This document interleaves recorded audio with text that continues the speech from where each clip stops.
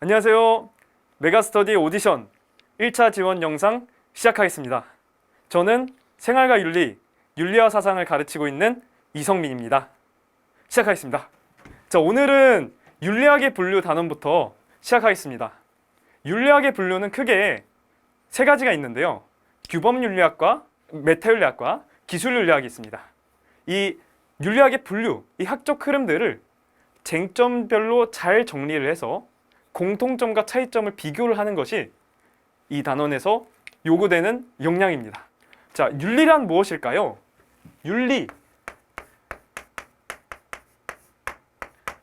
윤이라는 건 뭐냐면 공동체를 말해요. 공동체 또래를 말하고, 이 리라는 거는 우리가 도리, 이치를 말해요. 자연에서 자연 법칙이 있고 물리가 있다면 인간관계에서는 윤리가 있는 거예요. 도덕 법칙이 있는 것이죠. 그래서 이 윤리나 도덕은 공통적으로 어떤 점을 가지고 있냐면 바로 규범성입니다. 규범성.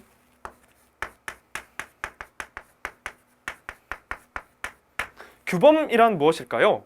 규범은 영어로 norm이라고 해요. norm.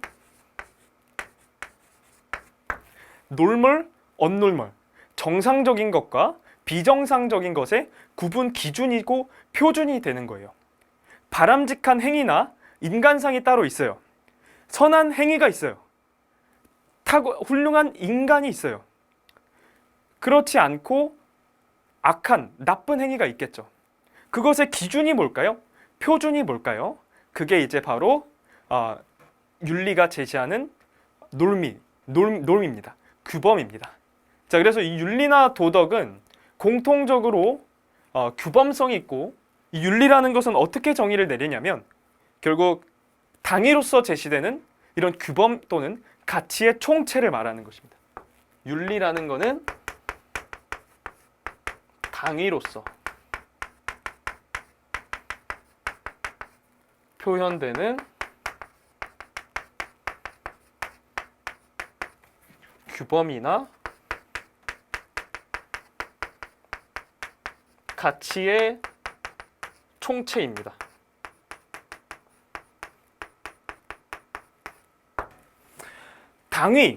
당위라는 거는 ought, 우리말로는 뭐뭐야라고 이제 표현이 되는 거예요.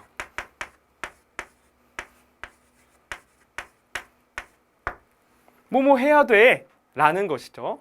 그리고 규범, 그리고 가치라는 거는 여기서 두 가치가 나오는데, 원래는 가치학에서 다루는 가치는 옳음, 좋음, 아름다움인데 여기서는 좋음과 옳음이에요. 아름다움은 미학에서 보통 다뤄요. 그래서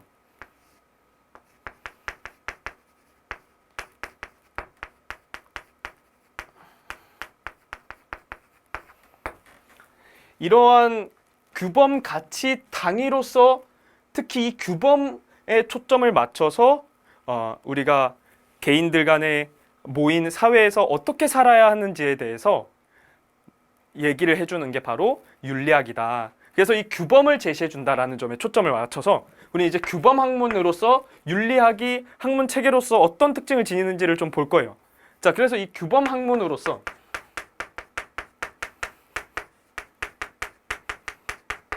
사실을 주로 다루는 순수 이론 학문이랑 다른데,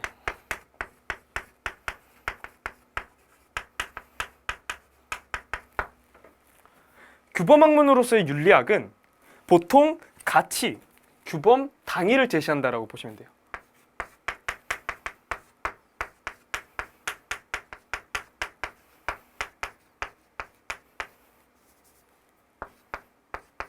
이거랑 다른 게 뭐라고요? 순수 이론 학문은 사실을 다룬다라고 보시면 돼요. 사실에 대해서 그저 객관적으로 기술해 주는 거예요. 기술이라는 거는 describe, 그저 있는 그대로 묘사해 준다라는 거예요. 그래서 기술한다. 객관적으로 기술한다. 그리고 인과적으로 설명해 준다. 그래서 앞으로의 일어날 일들에 대해서 어떻게 일어날지에 대한 예측을 제공한다라는 점에서 의미가 있어요. 근데 이제 규범 학문은 사실 가치, 당위를 다루기 때문에 이 개인들 간에 자신의 목적을 추구하는 이 사회 속에서 결국 이 목적이 겹치면 경쟁할 수 있고 갈등할 수 있고 혼란으로 이어질 수가 있어요. 그래서 이 규범 학문은, 특히 윤리학은 이런 사회 혼란을 방지해 준다라는 점에서 의미가 있어요. 자, 근데 여기서 중요한 거는 이 규범 학문에 해당하는 게 바로 윤리학이고, 이 윤리학이라는 거는 그래서 어떻게 정의를 하냐면 도덕적 가치나 규범을 숙고하고 통찰하는 학문 체계다라고 이제 얘기할 수 있겠고, 이런 규범성에 초점을 맞춰서 저는 얘기하고 싶은 점이 뭐냐면 실천지향적이라는 성격이에요. 규범성. 이거는 아까 당위로서 제시한다 했었죠. 뭐뭐라는 행위를 해야 돼 라고 이제 얘기를 한다라고 했었죠. 뭐뭐 해야 돼 라는 거는 결국 어떤 특정 행위에 대한 실천을 요구한다라는 점의 그 특징이에요. 그래서 이 당위를 제시한다라는 거는 실천지향적이라는 특성과 연결이 돼요.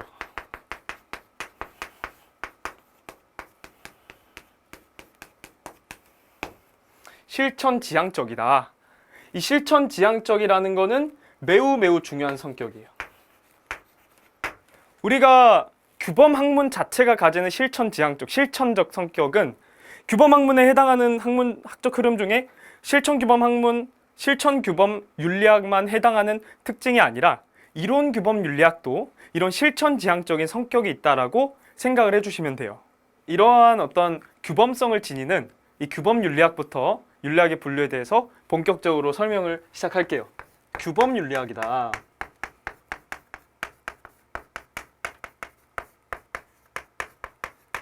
이 규범윤리학은 어떤 특징을 가지고 있냐면 크게 세 가지로 정리를 할 수가 있어요. 방금 얘기했던 것처럼 바람직한 행위나 인간상을 제시한다라는 특징이 있었죠. 그래서 바람직한 거는 뭘까요?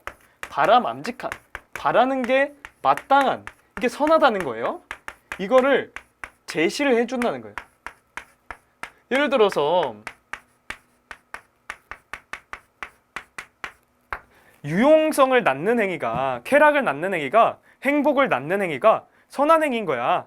또는 이제 탁월한 사람이, 덕이 있는 사람이 훌륭한 사람인 거야. 이렇게 돼야 돼 라고 이제 제시함으로써 도덕 원리를 제시해 준다라고 보시면 되고, 도덕 원리라는 거는 이 도덕 판단을 내릴 때 그 기준이 되는 거예요. 방금까지 계속해서 얘기했던 규범, 이 도덕 규범 체계랑 궤를 같이 하는 말이에요.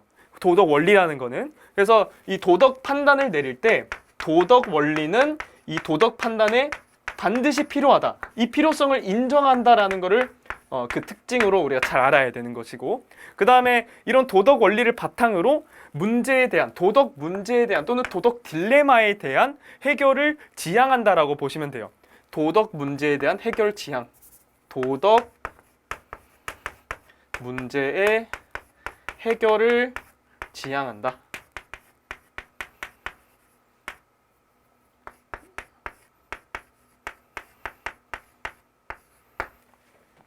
자, 그래서 이런 문제 해결에 대한 지향을 한다라는 거를 잘 주목해야 되는데, 여기서 이 문제 해결. 자, 그동안 우리가 기출들을 다 보면은 귀납적으로 봤을 때 문제 해결 나왔어? 그냥 그럼 실천규범윤리학이야 라고 발상을 했을 때가 많아요. 그랬어요, 보통. 그냥 무조건 실천지향적인 실천규범윤리학에 우리가 그냥 바로 볼 수 있는 그 학적 흐름이었어요. 근데 이제는 그렇지 않아요. 이제 올해부터 2026년 수능에 있는 수능 완성, 그리고 10월 모의고사도 이거를 사실상 반영한다라고 저는 이제 보거든요. 뭐냐면은 도덕 문제에 대한 해결을 중시하는 거는 비단 실천규범윤리학만 해당하는 게 아니에요. 우리가 앞으로 이제 규범윤리학에 해당하는 흐름을 두 가지를 배울 건데, 이론적인 것에 초점이 맞춰져 있는 이론규범윤리학이랑 실천적인 것에 초점이 맞춰져 있는 실천규범윤리학이 있어요. 그랬을 때 문제 해결 나오면 실천규범윤리학이야, 그게 아니라 문제 해결이 나오면 이론규범이든 실천규범이든 둘 다 가능해 라는 거를 항상 알고 있어야 돼요. 이게 이제 미래인 교과서에서 나오는 그 특징이 메타윤리학과 기술윤리학과 다르게 규범윤리학이라 아닌 그런 학적 흐름들과는 다르게 규범 윤리학이 바로 이 도덕 원리라는 기준을 바탕으로 도덕 문제에 대한 해결을 중시하더라. 그런 것들이 이제 바로 수능 완성부터 시작해서 교과서도 마찬가지고 최근에 모의고사도 그렇고 되게 중요하게 나오니까 반드시 알고 있어야 돼요. 이 부분에 대해서. 그냥 규범 윤리학의 성격이다. 되게 중요해요. 그 다음에 이제 이 규범 윤리학에 해당하는 게 바로 이론 규범 윤리학이고, 이 이론 규범 윤리학이 이 도덕 문제에 대해서 어떻게 해결을 할까요?에 대해서 제가 좀 유명한 예시에 대해서 말씀을 좀 드릴게요. 자, 우리가 이제 되게 많이 들어봤을 수도 있어요. 뭐냐면 우리가 열차가 가고 있어요. 열차가 가고 있는데 광부가 여기서 5명이 누워 있어요. 그 다음에 한 명이 이렇게 누워 있어요. 자, 여기서 여러분이 여기서 이제 운전사라고 해요. 운전사인데 어디로 가실래요? 이제 브레이크가 고장 났어요. 5명에 한 명 있어요. 그럼 어디로 갈까요? 그쵸? 한 명 쪽으로 가겠죠. 그쵸? 반드시 누군가는 죽어야 돼요. 그랬을 때 우리는 이렇게 공리주의적인 판단을 내릴 수가 있어요. 이 공리주의란 이런 것처럼 우리의 행위의 외적인 결과가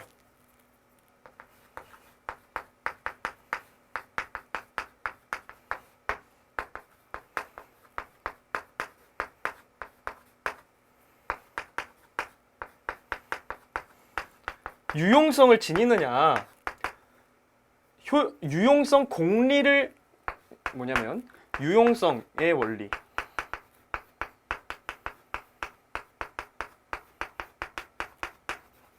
또는 이게 공리의 원리라는 단어로도 이제 쓰이거든요.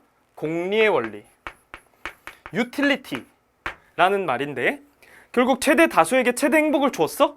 라는 거를 말하는 거예요. 그래서 우리가 행위를 했을 때 외적인 결과가 최대한 많은 행복을 낳았어? 이거를 기준으로 그 행위가 선한지 나쁜지 옳은지 그른지 이거를 판단을 하는 거예요.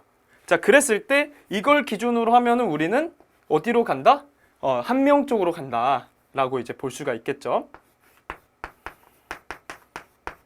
자, 그래서 이거랑 근데 다르게 뭐냐면 공리주의는 이제 굉장히 외적 결과를 초점을 맞춘다면은 의무론이 있는데 이 의무론에 해당하는 이 흐름에 칸트라는 사람이 되게 중요해요.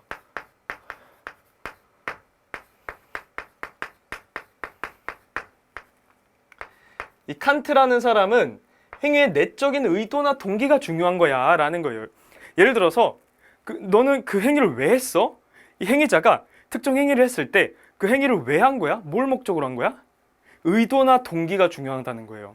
그래서 윤리형이상학 정초라는 책에서 보면은 마음씨라는 단어가 등장해요. 외적 결과가 중요한 게 아니라 내적 의도나 동기가 중요한 거예요. 예를 들어서 내가 빵집 사장이에요. 빵집 사장. 빵집 사장으로서 거짓말 안 할 거예요. 저는 정직하게 장사할 거예요. 자, 그렇게 했을 때 왜 그러냐면 만약에 거짓말했다가 들키면 이거 수익에 도움이 되지가 않아요. 손해가 돼요. 장사가 안 돼요. 그럴 수 있으니까 나는 거짓말하지 않을 거야. 정직하게 장사할 거야. 라고 한다면 되게 선한 행위다. 되게 선하다. 라고 우리가 판단을 하기가 좀 어려울 수 있겠죠. 그쵸? 판단을 할 수가 있을까요? 어려워요. 왜냐하면 우리의 이성은 순수성과 진정성의 차원에서 볼 때 이런 목적을 고려해서 결과를 고려해서 나한테 이득이 되는 것을 기준으로 행위를 하는 거에 대해서 선하다고 보기가 어렵다는 거예요. 뭐냐면 이거를 좀 구체적으로 쓰면서 좀 말씀을 드리면 행위에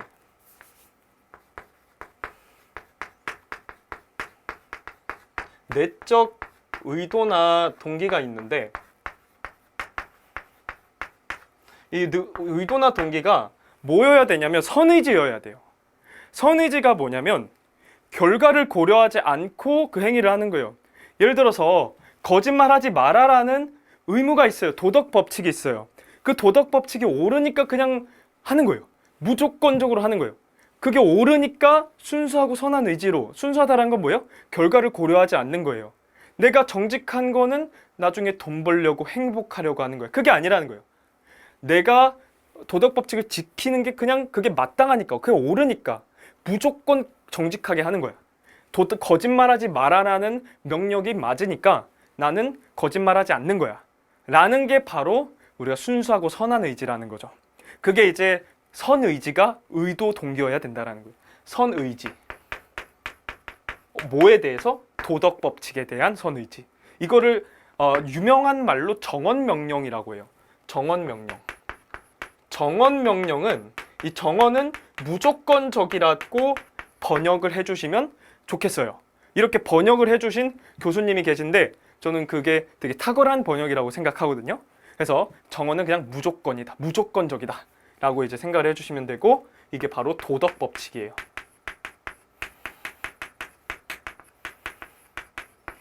자, 그걸 바탕으로 하면 우리가 예를 들어서 칸트의 도덕 법칙에 인간성 정책이라고 있는데, 뭐냐면은 사람을 수단으로 대하지 마.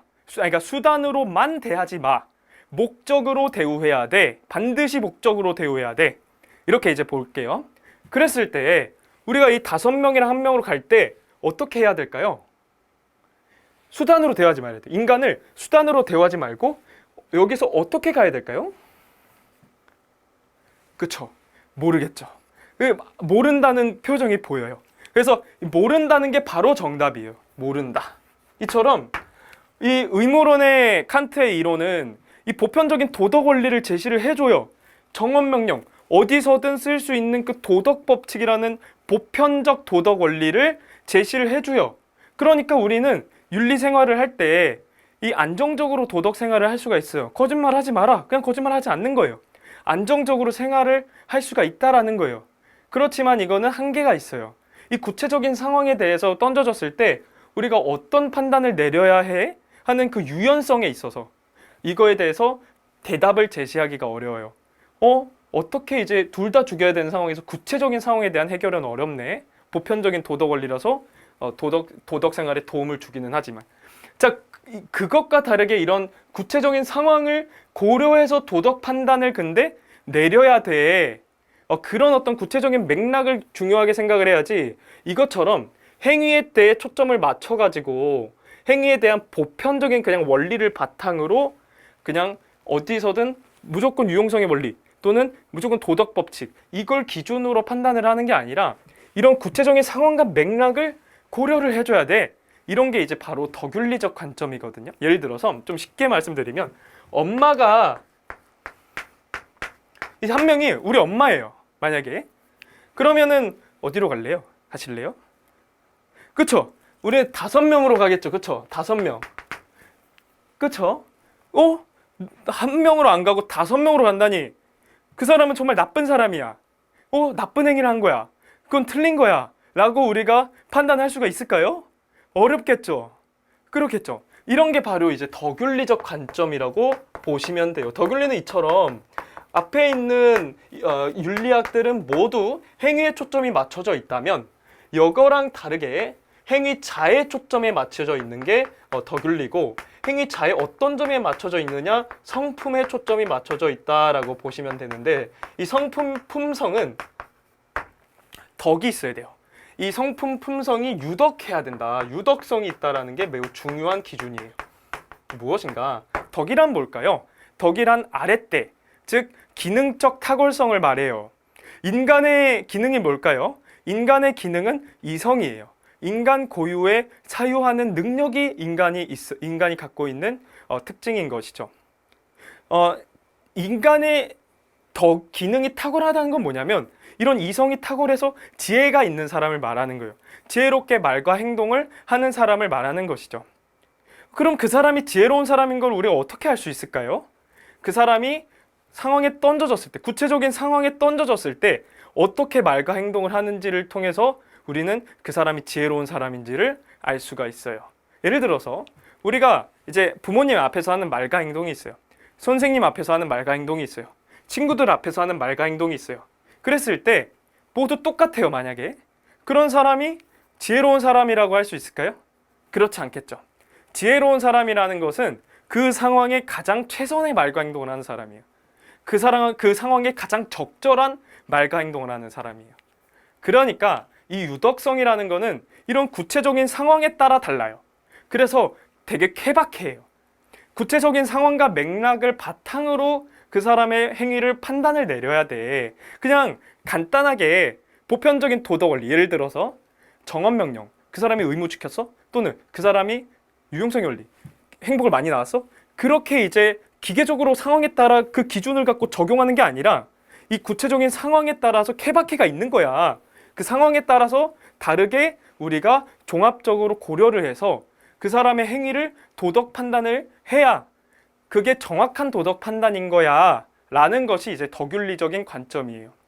그 사람이 행위를 했다고? 그런 행위를 했다고? 그럴 리가 없어. 그 사람 그런 사람 아니야. 이유가 있겠지. 이런 게 이제 덕윤리적인 관점인 것이죠. 그래서 이 유덕성이라는 거는 우리가 어떻게 알 수가 있느냐? 어떻게 해야 되느냐? 구체적인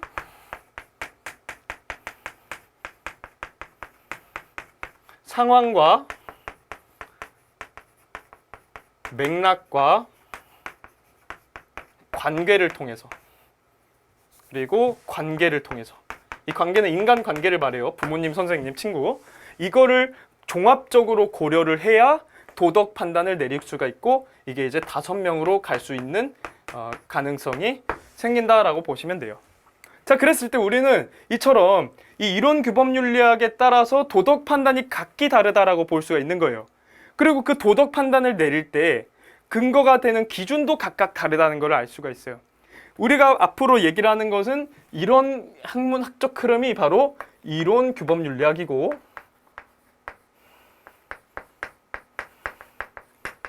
이거를 좀 지울게요. 이론 규범 윤리학이다. 그리고 여기에 해당하는 것이 도덕 원리예요. 도덕 규범 체계라는 것이죠. 이 도덕 원리를 바탕으로, 근거로, 기준으로 도덕 판단을 내리는 거예요. 도덕 원리는 도덕 판단의 근거이고 기준이에요. 반드시 알아야 돼요. 자, 그래서 각각 달라요. 그래서 이걸 제시해 주는 게 바로 이론 규범 윤리학이 하는 거예요. 도덕 판단은 상황마다 달라요. 예를 들어서 이게 한 명이 아니라 50명이 돼요. 그럼 다르게 가겠죠, 공리 중에는. 그런 것처럼 이 결국은 중요한 건 이 보편적이고 추상적인, 그러니까 보편적으로 어디서 언제서든 쓸 수 있는 도덕 원리를 이 제시해 주는 게 바로 이론 규범 윤리학이다 라고 하면서, 저는 이제 이 이론 규범 윤리학에 해당하는 그 핵심 활동을 좀 정리를 할게요. 그래서 이론 규범 윤리학,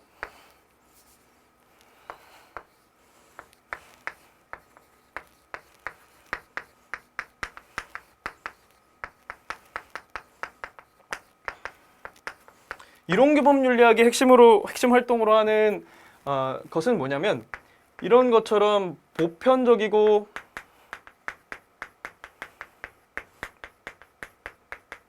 추상적인 도덕 원리에 대한 정립과, 여기서 중요한 거는 서술어예요. 정립과 제시라는 서술어를 잘 알아야 돼요. 되게 그 기출 선지들을 보면은 이 서술어가 나왔을 때, 그리고 그 대상이 도덕 원리일 때, 그때 웬만하면 그냥 이론 규범 윤리학으로 발상이 되거든요. 그래서 정립과 제시,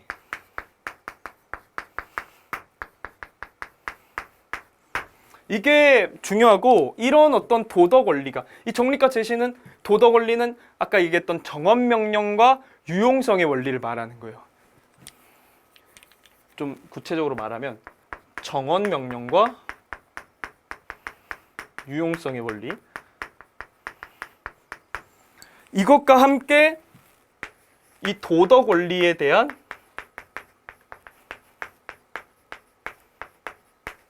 이론적인 체계화나 정당화 과정을 거쳐요. 여기서 중요한 거는 정당화라는 단어를 잘 알았으면 좋겠어요.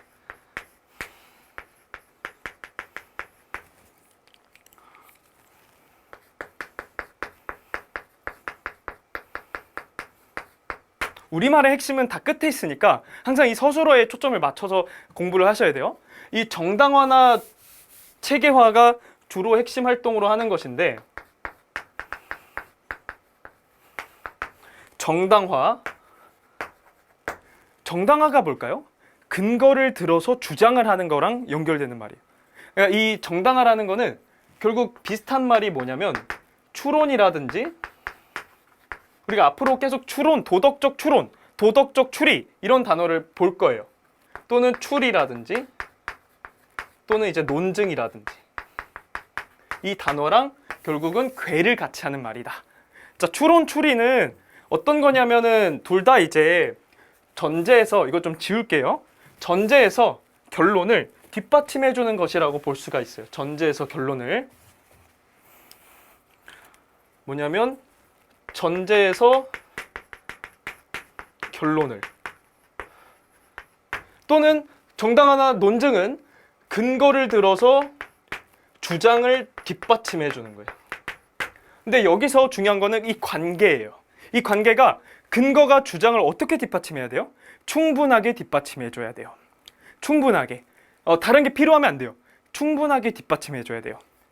이게 이제 중요하다. 여기에 이제 문제가 생기면 타당성이라든지 정당성에 대해서 문제가 생길 수가 있는데 메타윤리학이 그거에 대한 활동이 있으니까 이건 이후에 이제 설명을 진행하는 내용입니다. 자, 그래서 이론적 정당화가 어떤 게 있냐면 예를 들어서 우리가 예를 들어 그 사람들이 쾌락을 좋아해.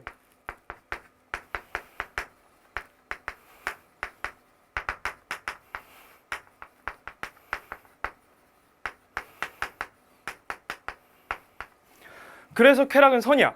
이 공리주의의 이론을 좀 볼게요. 공리주의는 사람들이 쾌락을 좋아하니까 쾌락은 선인 거야. 쾌락은 바람직한 거야. 마땅하게 우리가 추구해야 되는 거야. 라고 이제 주장을 한다고 볼게요. 이 근거를 들어서 주장을 하는 거겠죠. 자, 이거에 대해서 이후에 이제 메타윤리학이 하는 활동이 있는데 이후에 이제 얘기를 할 것이고요. 그 다음에 이제 이론 규범 윤리학 이후에 사실 시간적으로 보면 기술 윤리학이나 메타 윤리학이나 이런 것들을 설명을 할 수가 있는데 그런데 저는 최근의 트렌드가 이 규범 윤리학에 이제 초점이 맞춰져 있는 것도 그래서 실천 규범 윤리학을 얘기함으로써 이론 규범 윤리학과 이 실천 규범 윤리학이 가지는 그 관계에 대해서 좀 설명하고자 해요. 그래서 이 실천 규범 윤리학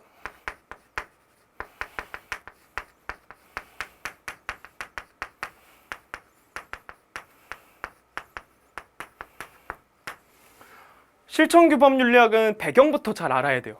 배경부터. 그래서 배경이 이건 비교적 현대예요. 이론 규범 윤리학은 아까 덕윤리가 아리스토텔레스의 내용이라서 고대까지 그 이론에 대해서 사실 함께 이제 포함하는 그런 개념이라고 보는 것으로 생각할 수가 있는데 여기서는 이제 배경이 되게 비교적 현대라고 보시면 돼요. 이거는 이제 배경이 현대의 사회문화적 변화가 예를 들어서 우리가 최근에 인구가 고령화가 된다든지 도시화가 된다든지 이런 것들이 이제 사회문화적 변화예요. 이것과 함께 과학기술의 발달이 있어요. 되게 중요한 건 이거예요. 과학기술의 발달. 과학기술의 발달.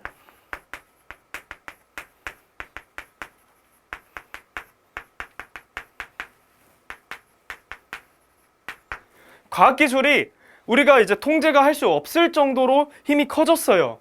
그래서 우리가 그 힘이 커진 만큼 책임을 다 지어야 되겠다. 그래야 우리가 인류가 생존할 수가 있겠더라. 실존할 수가 있겠더라. 그게 이제 책임윤리거든요. 이 책임윤리를 제시한 사람이 얘기를 한 사람이 요나스고 이 요나스가 제시한 개념이 바로 윤리학적 공백이에요. 요나스. 중요한 거는 뭐예요? 과학기술의 발달. 중요한 거는 여기 사회문화적 변화보다 요나스가 얘기한 게 윤리학적 공백인데 예를 들어서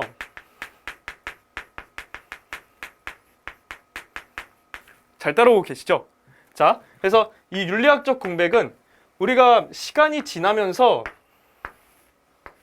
과학기술의 발달 속도는 기하급수적으로 증가하는데 이거에 비해서 윤리적 법적 해결 속도는 그 간격을 메꾸지 못하고 격차가 점점 더 커지더라. 이게 이제 바로 윤리학적 공백이에요.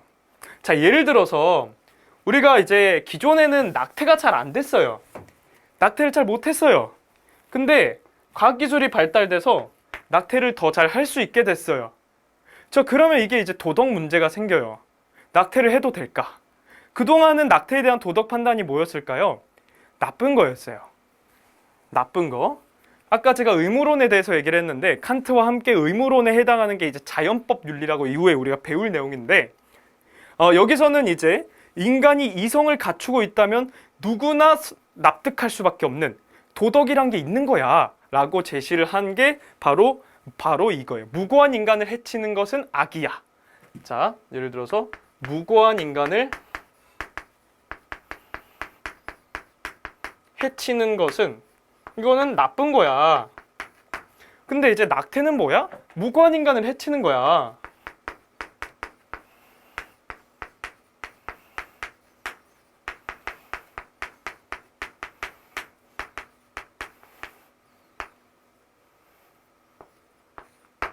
그래서 뭐예요? 낙태는 나쁜 거예요.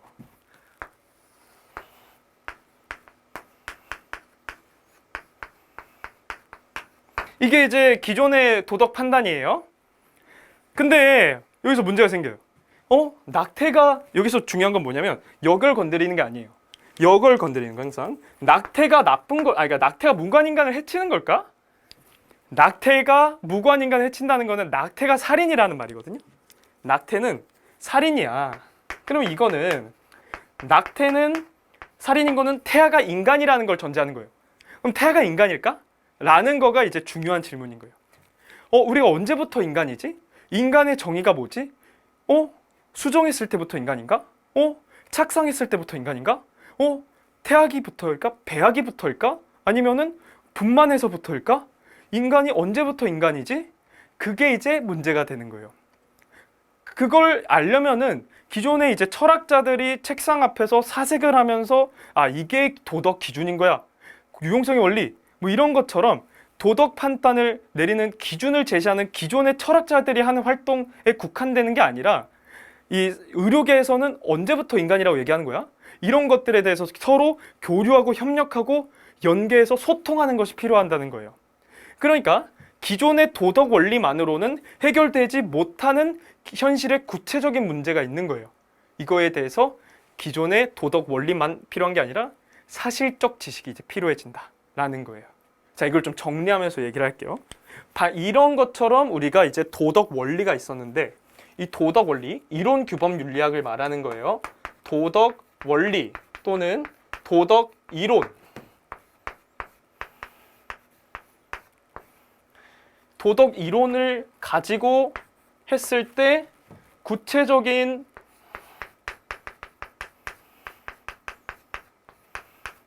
도덕 문제에 대한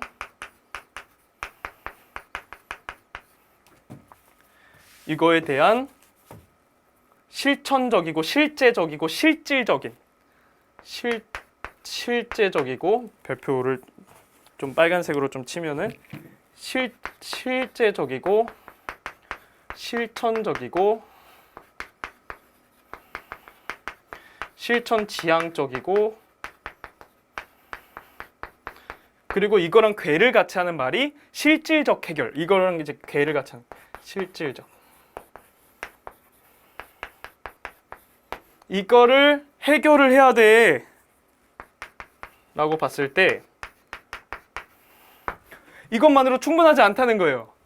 기존에 우리가 가치 개입적인 도덕 원리, 도덕 판단이란 거는 이렇게 해야 돼. 이게 바람직한 거야, 옳은 거야 하는 가치 개입적인 도덕 원리가 아니라 사실적인 지식도 필요하다는 거예요. 됐죠? 그래서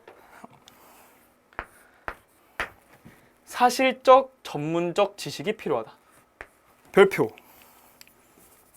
사실적, 객관적 지식이, 전문적 지식이 필요할 때가 있다는 거예요. 이게 필요하다. 별표. 이게 이제 되게 중요한 거예요. 이게 그 중요한 학제적 성격이다 라고 보시면 돼요. 지식이 필요하더라. 이걸 어떻게 말한다? 바로 학제적 성격이더라. 학제적 성격이더라. 이 학제적 성격은 다른 말로 예전에는 학문 간의 연계 교류 협력하는 거니까 관련된 학문 간의 연계 교류가 필요하니까 간학문적 성격이라고도 표현을 했어요.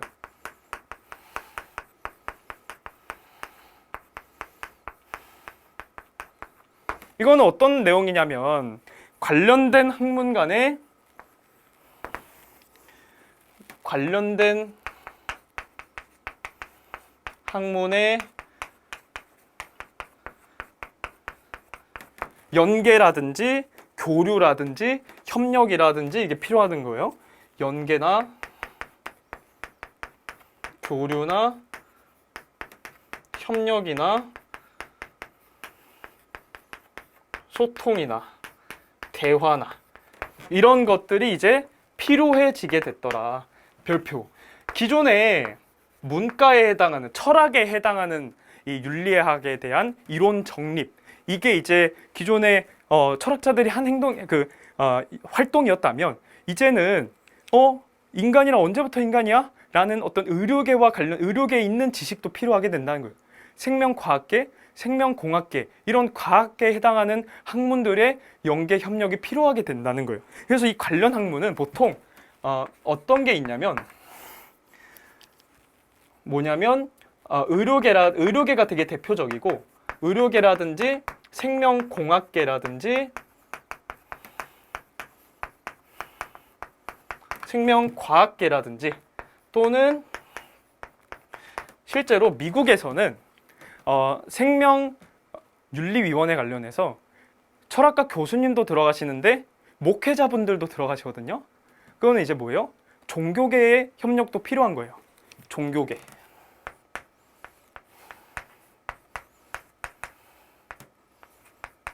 이 관련된 학문들 간의 연계 교류 협력이, 소통이 필요한 것이다 라고 이제 볼 수가 있는 거예요. 자, 그랬을 때 우리가 이제 결국은 이 학제적 성격이 있다라는 게 이런 실천규범 윤리학을 특징 짓는 매우 중요한 특성이라고 생각을 해주시면 돼요. 앞으로 우리가 배울 단어는 실천윤리학이에요.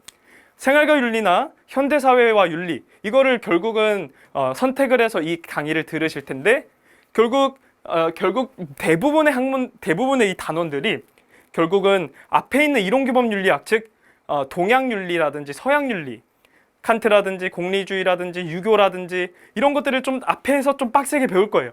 그러고 나서 그 이후에는 현실의 문제에 대해서 적용하는 이런 어떤 실천 윤리학을 위주로 배울 거거든요. 그래서 되게 특징 짓는 학문이니까, 특징 짓는 어떤 구별되는 특성이니까 이 매우 잘 알아야 된다라는 거를 좀 말씀을 드리고 싶어요.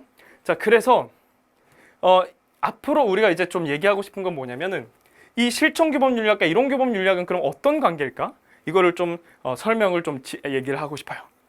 자, 그랬을 때 이론규범 윤리학과 실천규범 윤리학은 어떤 성격이냐면은, 실천규범 윤리학이 이론규범 윤리학을 대체할까요? 대체할까? 이런 거에 대한 질문이 이제 가능할 텐데, 결론적으로 말씀드리면 대체하지 않는다. 실천규범 윤리학은 반드시 이론규범 윤리학을 필요로 한다라고 보는 거예요. 자, 이거는 어차피 책에 다 써져 있거든요. 그래서 좀 깔끔하게 보려면은 굳이 안 써도 되니까 이건 좀 잠깐 지울게요. 그래서 좀 깔끔하게 보시면 될 것 같아요. 그래서 이론규범 윤리학과 실천규범 윤리학은 어떤 특징이냐면, 실천규범 윤리학이 반드시 이론규범 윤리학을 필요로 한다라는 거예요. 실천규범 윤리학과 이론규범 윤리학은 어떤 관계냐? 대체하는 관계가 아니라 보완하는 관계예요. 기존의 이론규범 윤리학의 이론을 바탕으로 현실의 문제에 대해서 해결하고자 하는 거예요. 예를 들어서 우리가 안락사를 그동안 잘 못하게 됐어요. 못했었다가 이제 안락사가 가능해졌어요. 또 안락사에 대한 논의가 주요 화두가 됐어요. 왜냐하면 우리가 이제 인간답게 품위 있게 죽고 싶다는 거예요. 고통받으면서 몸서리치면서 죽고 싶지 않아.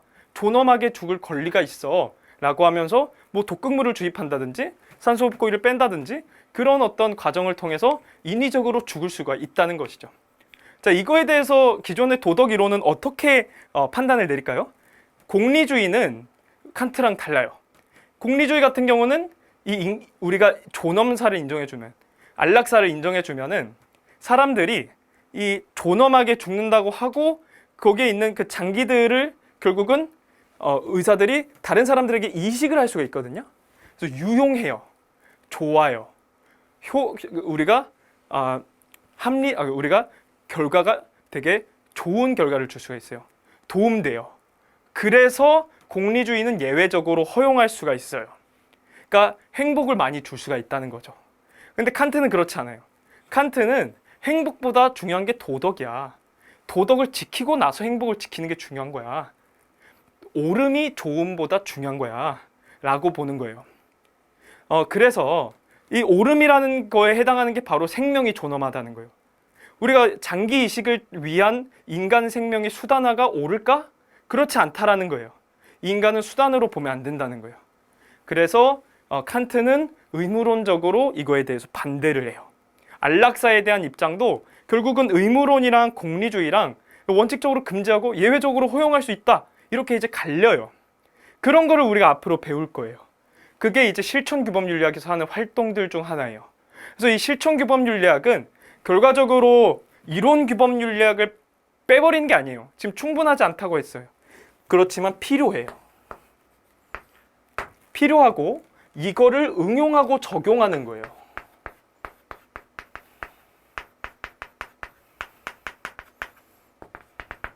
응용하고 적용해서 이 실천규범윤리학은 다른 말로 응용윤리학이라고도 불려요. 응용윤리학. 그래서 여기서는 이거를 좀 말씀을 드리면 응용윤리학이고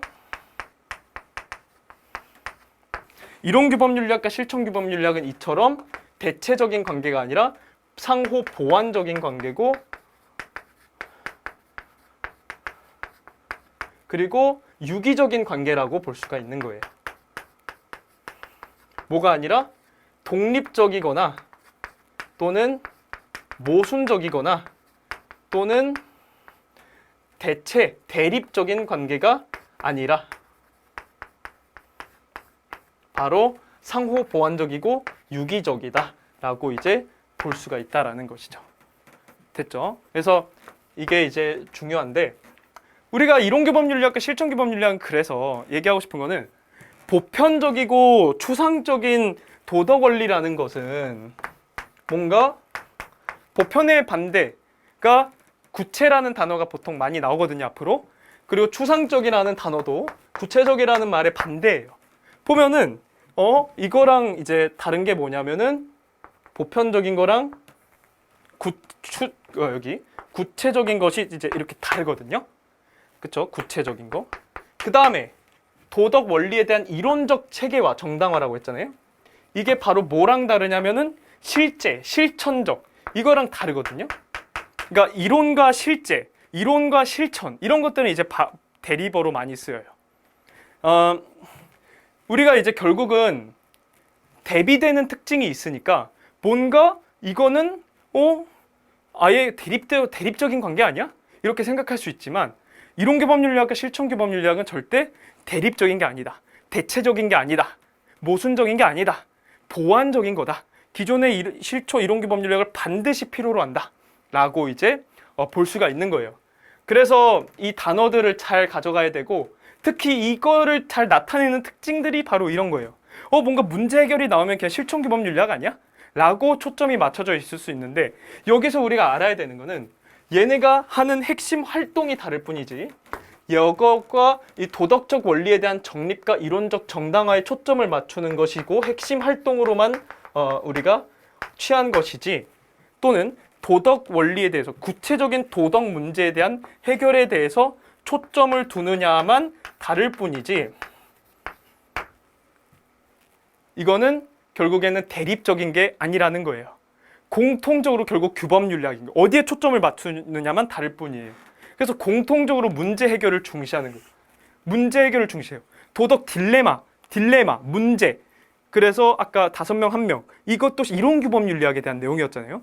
문제 해결이 나온다고 해서 반드시 실천규범윤리학인 건 아니라는 것이고 아까 얘기했던 것처럼 윤리학은 본질적으로 실천지향적이다 라는 그 구절이 있는데 이걸 잘 아셔야 돼요. 그러니까 이론 윤리학도 실천지향적 성격과 문제 해결을 중시한다라는 그 특징들을 반드시 알아야 된다라는 거를 보시면 될 것 같아요. 네, 오늘 이제 최근에 나온 수능 문제 중에 2023년 수능 문제를 다뤄보겠습니다. 자, 보겠습니다. 윤리학이란 도덕 이론의 근거에서 우리가 당면한 실질적인 도덕 문제를 해결하는 것을 중시해 문제 해결이 나왔고 이거를 목표로 한다라고 했잖아요. 그래서 도덕 이론의 근거에서 문제 해결을 핵심 활동으로 하는 거기 때문에 그래서 이거는 우리가 실천 규범 윤리학이다라고 볼 수가 있어요. 문제 해결을 지향하는 거는 이론 규범 윤리학도 마찬가지인데 거기에다가 목표로 핵심 활동으로 삼으니까 실천 규범 윤리학이라는 거예요. 그 다음에 어떤 사람은 사회에서 통용되고 있는 도덕 현상에 대해서 과학적으로 설명하는 거, 인과적으로 설명하는 거에 핵심 활동으로 하는 거니까 이거는 아까 봤던 기술 윤리학이라고 볼 수가 있는 것이죠. 자, 근데 이 실천 규범 윤리학과 기술 윤리학을 이 쟁점을 미리 정리를 하고 갔으면 좋겠는데 이 실천 규범 윤리학은 규범 윤리학이죠. 그래서 이 규범 윤리학은 가진 특징이 뭐였죠? 가치 개입적인 특징이 있었어요. 우리가 특정 행위에 대해서 도덕 판단을 내리는 기준을 바탕으로 그것이 옳은지 그른지 좋은지 나쁜지를 평가해 줘야 되겠죠. 그런데 이제 기술 윤리학은 그렇지 않았어요. 그저 도덕 현상에 대해서 있는 그대로 객관적으로 기술을 해줄 뿐이죠. 그래서 이거는 가치 개입적인 게 아니라 가치 중립적인 거라고 볼 수가 있겠죠. 가치 중립적인 거는 다른 말로 객관적이다라고 이제 볼 수가 있는 것이죠. 자, 그래서 이거를 바탕으로 선지를 차근차근 분석을 해볼게요. 자, 1번 선지 보면은 도덕적 담론이라는 거는 이제 다른 말로 논의 정도로 생각을 해주시면 돼요. 그래서 도덕적 담론의 논증 구조에 대해서 논증이라는 건 근거를 들어서 주장을 한다라는 점에서 아까 이론규범 윤리학에서 정당화라는 단어랑 사실 궤를 같이 하는 단어라고 봤어요. 근거에서 주장을 충분히 뒷받침하고 있어? 이거를 이후에 이제 메타 윤리학이 검토한다라고 제가 간단히 설명하고 지나갔는데 이거에 대한 논리적 분석을 강조하는 거는 결국은 메타 윤리학이기 때문에 상대방이 이거를 강조한다라고 하는 선지는 1번은 X인 선지인 것이죠. 이거는 오히려 메타 윤리학이고 기술 윤리학이 아니라는 점 때문인 거예요.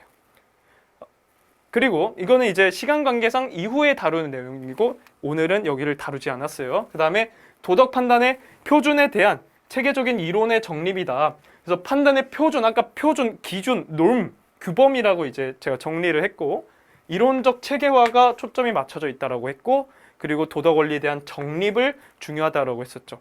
정립과 제시라는 단어가 나왔을 때 특히 그 대상이 도덕 원리면 그거 밖으로 이론 규범 윤리학을 발상해야 된다라고 했어요. 근데 여기 보면은 강조한다라고 했는데 대상은 기술 윤리학인데 이론 규범 내용이 나오니까 이거는 2번이 X겠죠. 그 다음에 도덕적으로 바람직한 삶의 이상에 대한 규범적 탐구죠. 우리가 바람직한 삶의 이상, 어떻게 사는 것이 이상적인 삶인 거야. 이렇게 살아야 돼. 어떤 특정 행위나 인간상이 바람직한 거고 선한 거야 라고 특정 성품이나 특정 행위를 우리가 이제 제시를 하는 거니까 이거는 우리가 규범 윤리학이라고 볼 수 있어요. 되게 중요한 거예요. 여기서는 우리가 바람직한 삶의 이상에 대한 탐구니까 이거는 이걸 바탕으로 문제 해결을 하든 아니면 이론적 정립에 초점을 맞추든 결국 공통적으로 전제하는 거는 바람직한 삶이 있다라는 거거든요. 이걸 규범적으로 이렇게 살아야 된다라고 탐구를 하는 거잖아요. 그래서 이거는 우리가 이론적인 것인지 실천적인 것인지 판단을 하기가 어려워요. 그래서 공통적으로 나오는 규범 윤리학이라는 것이라고 볼 수가 있는 것이죠. 규범 윤리학 선지고 간과한다라는 거는 뭐냐면 나는 이렇게 생각해. 근데 너는 이렇게 생각하지 않아. 이걸 말하는 거예요. 그래서 기술 윤리학은 보면은 기술 윤리학은 규범적 탐구를 강조하지 않아. 그렇죠? 왜냐하면 객관적이고 가치 중립적이기 때문에. 그래서 도덕 현상에 대해서 인과적으로 설명하고 객관적으로 묘사하고 기술해주고 거기에 초점이 맞춰져 있을 뿐 가치 개입적으로 도덕 기준을 바탕으로 평가하려 들지 않아요. 그래서 이 쟁점을 잘 전제한 선지라고 볼 수가 있는 거예요. 이런 것처럼 그리고 실천 규범 윤리학인데 그냥 규범 윤리학 선지가 이렇게 이렇게 그냥 바로 선지가 나올 수가 있다는 점도 잘 알아야 돼요. 그 다음에 그래서 아까 3가지 정도 규범 윤리학의 특징들을 잘 정리했으니까 그걸 바탕으로 잘 보시면 됩니다. 그 다음에 도덕적 딜레마 해결, 문제 해결인 거죠. 문제 해결을 위한 학제적 성격을 우리가 가지고 있는 거는 아까 봤던 실천 규범 윤리학의 특징이었어요. 근데 너는 그렇게 생각해라는 게 이제 강조한다의 흐름이에요. 그러면 우리가 강조한다라는 거는 기술 윤리학이 가지는 특징을 말하는 거예요, 여기서. 근데 실천 규범 윤리학이 가지는 특징을 얘기했으니까 4번 선지는 X이겠죠. 그 다음에 규범이 형성된 인과관계에 대한 경험적 탐구를 우리가 간과한다라고 하고 있는데 도덕 규범이 왜 생겼는지 인과적 설명을 인가적 경험적 탐구를 간과한다 이렇게 이제 보는 거잖아요. 그런 거는 인가적 설명과 또는 객관적 기술에 초점이 맞춰진 기술 윤리학이 오히려 주로 추구하는 활동이기 때문에 간과한다라는 거는 나는 이렇게 생각하는데 너는 그렇게 생각하지 않아 라는 점이기 때문에 나는 이렇게 생각하는 거야 라는 그것 때문에 실천규범 윤리학에 해당하는 말이어야 되는데 이거는 기술 윤리학이니까 X인 거예요. 이건 오히려 내가 이렇게 생각해 라는 이 키워드거든요. 그래서 이거는 기술이기 때문에 X다. 오히려 기술 윤리학이다. 그래서 5번은 X입니다. 그래서 정답은 3번인 거예요. 자, 여기까지 하겠습니다. 감사합니다.